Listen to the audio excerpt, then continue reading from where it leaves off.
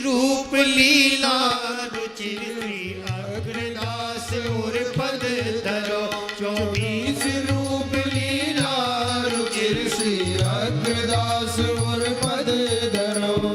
जय जय मील बराह कमट नर हरि बलि बामन। जय जय मील बराह कमट नर हरि बलि बामन। परशुराम रघुवीर कृष्ण कीरति जग पावन। परशुराम रघुवीर कृष्ण कीरति जग पावन। बुद्ध कल के अरु व्यास पृथु हरिहंस मनवंतर। बुद्ध कल के अरु व्यास पृथु हरिहंस मनवंतर। यज्ञ ऋषभ हयग्रीव ध्रुव भर दे धनवंतर। यज्ञ ऋषभ हयग्रीव ध्रुव भर दे धनवंतर। पत्रीपति दत्त कपिल देव सनकादिक कथा करो। अरे पत्रीपति दत्त कपिल देव सनकादिक करुणा करो। 24 रूप लीला रुचिर श्री अग्रदास और पद धरो। 24 रूप लीला रुचिर श्री अग्रदास और पद धरो। श्री अग्रदास और पद धरो। श्री अग्रदास और पद धरो। 24 रूप का ध्यान किया और गुरु जी का ध्यान किया, भावना की ये 24 रूप भगवान के मेरे हृदय में विराजमान हो जाएं। जय जय मीन बराह कमठ नर हरि बलि बामन। मीन मत्स्यावतार, वराह कमठ कच्छपावतार, नरहरि नरसिंह अवतार, बलि बामन राजा बलि के द्वार पर बामन भगवान के बामनावतार। परशुराम रघुवीर कृष्ण कीरति जग पावन। बुद्ध कल की अरु व्यास पृथु हरिहंस मनवंतर। हंसावतार, पृथु अवतार, व्यास अवतार, सारे अवतारों का चिंतन किया। कहते हैं इन सारे अवतारों का चिंतन इसीलिए किया कि जो जिस रूप के भक्त होंगे वो भक्त मेरे हृदय में भगवान के सहित आ जाए। बोले महाराज भगवान के 24 अवतार में कल्कि अवतार, कल्कि अवतार तो अभी कलयुग के अंत में होगा, और जब कल्कि अवतार कलयुग के अंत में होगा उस समय उनके भक्त होंगे। लेकिन कल्कि अवतार का भी ध्यान किया, क्यों? तो बड़ा सुंदर उत्तर देते हैं प्रियादास जी महाराज अपनी टीका में कि भगवान के जितने अवतार हैं, जो हो चुके हैं और जो होने वाले हैं, वो सभी अवतार नित्य हैं। ऐसा नहीं है कि आगे कल की अवतार होगा इसका मतलब कल की भगवान नहीं, कल की भगवान आज भी। भगवान के सभी अवतार नित्य और दिव्य हैं। सबही हैं नित्य ध्यान करत प्रकाशें चित्त। भगवान के सभी अवतार नित्य हैं। आप जिस अवतार का ध्यान करोगे वही अवतार का स्वरूप आपके चित्त में प्रकाशित होगा। सबही है नित्य ध्यान करत प्रकाशें चित्त। जैसे रंग पावे वित्त जो पे जाने सार को। और जिस रूप का उपासक जो भक्त होगा वो भक्त मेरे हृदय में आएंगे, उनका चरित्र मुझे अनुभव होगा, मैं उनके चरित्र का वर्णन करूंगा। यह विचार करके 24 अवतार का ध्यान किया। फिर आगे नाभादास जी ने भगवान के चरण चिन्ह का ध्यान किया। क्यों? बोले जितने भक्त होते हैं सब भगवान के चरणों का ही आश्रय लेते हैं। इसलिए नाभादास जी ने आगे के 56 छंद में भगवान के चरण चिन्ह का ध्यान किया। भगवान के चरण में अनेक प्रकार के दिव्य चिन्ह, अंकुश, अंबर, कुलिश, कमल, ध्वजा, स्वस्तिक, कलश, अष्टकोण, त्रिकोण, इंद्रधनुष, ये सब भगवान श्री सीता रामचंद्र जी के चरणों के चिन्ह हैं। और इसमें अंतर यह है कि भगवान के दाहिने चरण में जो चिन्ह है वो जानकी जी के बाएं चरण में, और जो भगवान के बाएं चरण में चिन्ह है वो जानकी जी के दाहिने चरण में। जुगल सरकार के जुगल चरणारविंद में ये सारे चिन्ह नित्य रूप से विराजमान है। अभी एक एक चिन्हों का बड़ा बड़ा अर्थ है। अब एक एक की व्याख्या बड़ी लंबी है भक्तों। अंकुश, अंकुश ऐसे टेढ़ा होता, अंकुश हाथी को वश में करने के लिए होता है। मानो भक्त भगवान के चरण के उस अंकुश चिन्ह का ध्यान करता है और भावना ये है कि हे प्रभु, जैसे अंकुश मत्त गजराज को वश में कर लेता है, उसी प्रकार मेरी मति को, मेरे अभिमान को आप अनुशासित करके अपने वश में कर लो, अपने चरणों में लगा लो। आपका ये अंकुश उस मत्त गज को वश में करने वाला है। अंकुश, कुलिश, कुलिश माने वज्र।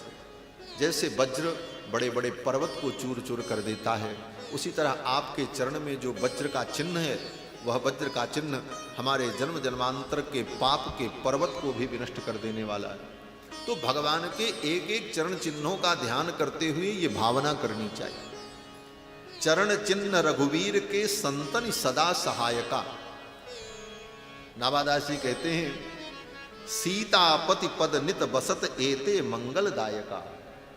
सीतापति रघुनंदन के चरण में ये चिन्ह सदा वास करते हैं और इन चिन्हों का जो चिंतन करे, उन संतों की ये भगवान के चरण चिन्ह जो है वो सहायता करते हैं, उनका कल्याण करते हैं।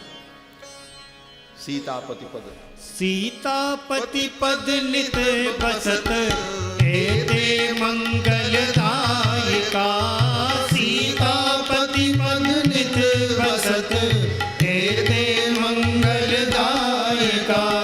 चरण चिन्ह रघुवीर के संतन सदा सहायका। चरण चिन्ह रघुवीर के संतन सदा सहायका। संतन सदा सहायका। संतन सदा सहायका। भगवान के चरण के जो चिन्ह है ये संतों की सहायता के लिए। बोले संतों की क्या सहायता? बोले संत को ये भगवान के चरण चिन्ह घर देंगे, मकान देंगे, कपड़ा देंगे, कौन सी सहायता करेंगे? कहते हैं ये सब सहायता नहीं, संतों को असली सहायता ये चाहिए कि उनका मन, उनका चित्त भगवान में लगा रहे, उनके जीवन में विकार न हो, उनके जीवन के दोष दूर हो। यही सहायता संतों को चाहिए, और बाकी तो संतों को सब कुछ मिला हुआ है। प्रियादास जी इस 56 छंद की जब टीका लिखते हैं तो कहते हैं, संतनि सहाय काज धारे नृपराज राम। चरण सरोजन में चिंतन सुखदाई। संतनि सहाय काज धारे नृपराज राम। चरण सरोजन में चिंतन सुखदाई। मन की मतंग मत बारो हाथ आवे नहीं, ताके लिए अंकुश डालो ही जाई। मन ही मतंग मत बारो हाथ आवे नहीं, ताके लिए अंकुश धारो ही जाइए।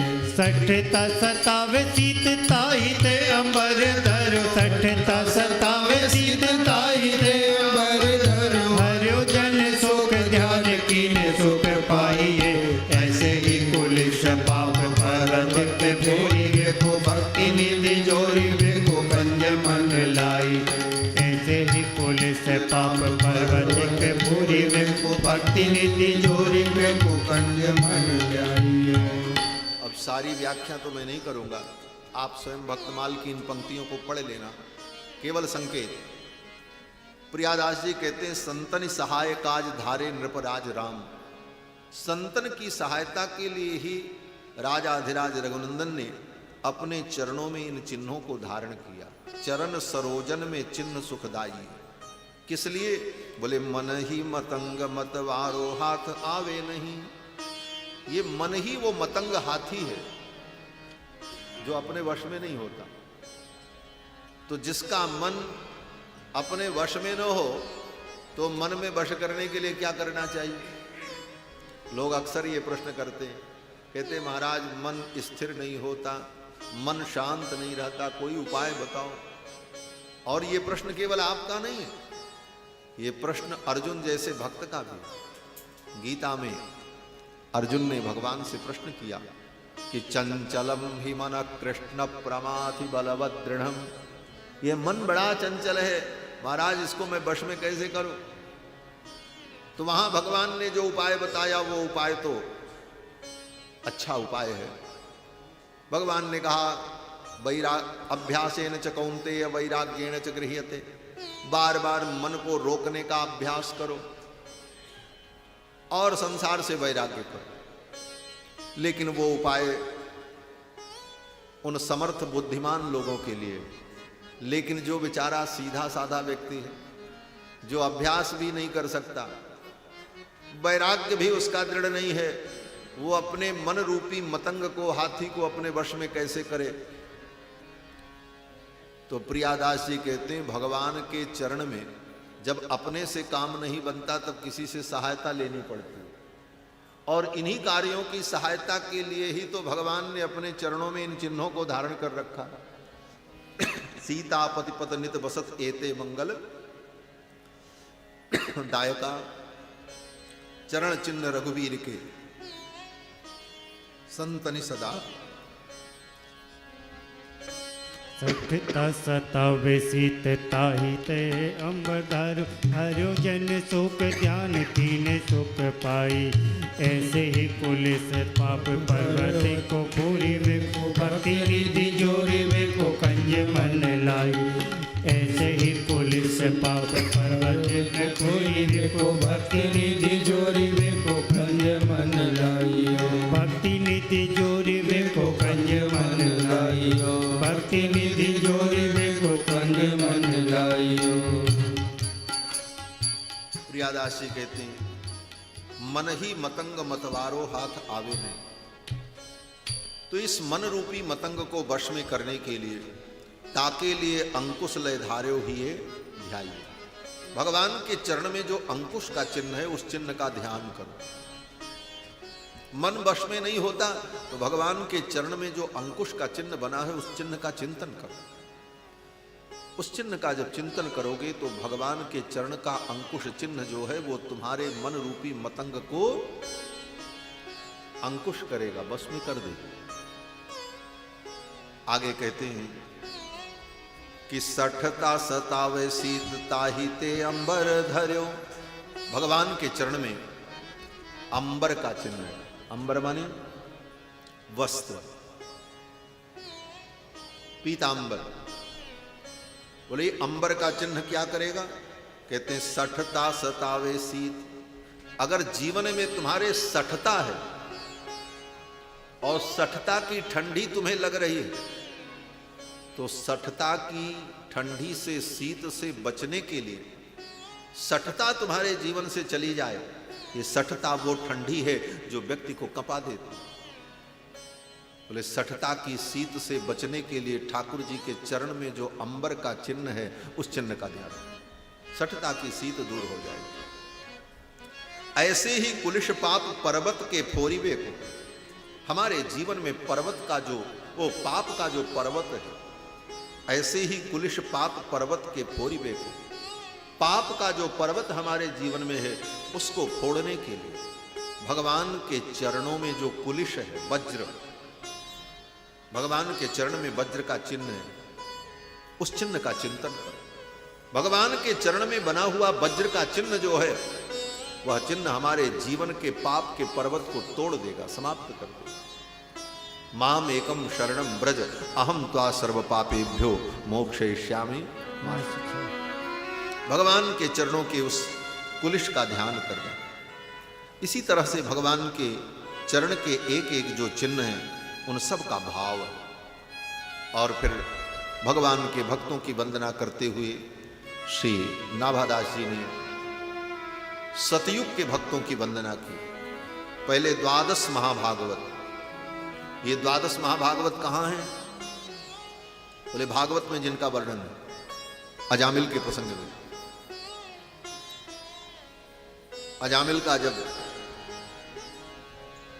उद्धार करके भगवान के दूत चले गए और यमराज के दूत लौट करके यमराज के पास आए, क्योंकि भगवान के दूतों ने यमराज के दूतों को भगा दिया। वे दूत जब आए तो यमराज से सब कुछ बताया। तब यमराज ने कहा, देखो दूतों, भगवान के भक्ति की महिमा को जानने वाले हम 12 लोग हैं और हम 12 लोग महाभागवत हैं, भगवान के परम भक्त हैं। उन 12 भक्तों का नाम लिया है यमराज ने स्वयंभू नारद शंभु कुमार कपिलो मनु प्रहलादो जनको भीष्मो बलिर्वैयासिकिर्वयम् द्वादशैते विजानीमो धर्मं भागवतम भटाः। हम 12 लोग इस भागवत धर्म को जानने वाले भट्ट हैं। उन 12 भक्तों का नाम जमराज के ने अपने दूतों से कहा है। तो उन 12 भक्तों को श्री नाभादास जी ने पहले प्रणाम किया। अजामेल पर संग यह निर्णय परम धर्म के जान, इनकी कृपा और पुण्य समझे द्वादश भक्त प्रधान। ये 12 भक्त जिनकी चर्चा अजामिल के प्रसंग में आई, ये संकेत करते हैं ये समझो भक्तमाल भी भागवत कथा ही है। भागवत कथा के सारे प्रसंग कहीं न कहीं छूते हुए चलते हैं। अजामेल पर संग यह निर्णय परम धर्म के जान। आजामिल प्रसंग यह निर्णय परम धर्म के जान। आजामिल प्रसंग यह निर्णय परम धर्म के जान, इनकी कृपा और पुण्य समझे द्वादश भक्त प्रधान। इनकी कृपा और पुण्य समझे भक्त प्रधान। द्वादश भक्त प्रधान, ये 12 भक्त, इनकी कृपा और पुण्य समझे द्वादश भक्त प्रधान। इनको प्रणाम किया और फिर द्वादश भक्त में एक एक भक्त जो हैं शंकर जी, स्वयंभू नारद शंभु, सबका वर्णन किया प्रियादास जी ने। फिर अजामिल का वर्णन, फिर भगवान के 16 पार्षदों का वर्णन। इस प्रकार से भक्तमाल में 2 भाग है। भक्तमाल का पूर्वार्ध और उत्तरार्ध।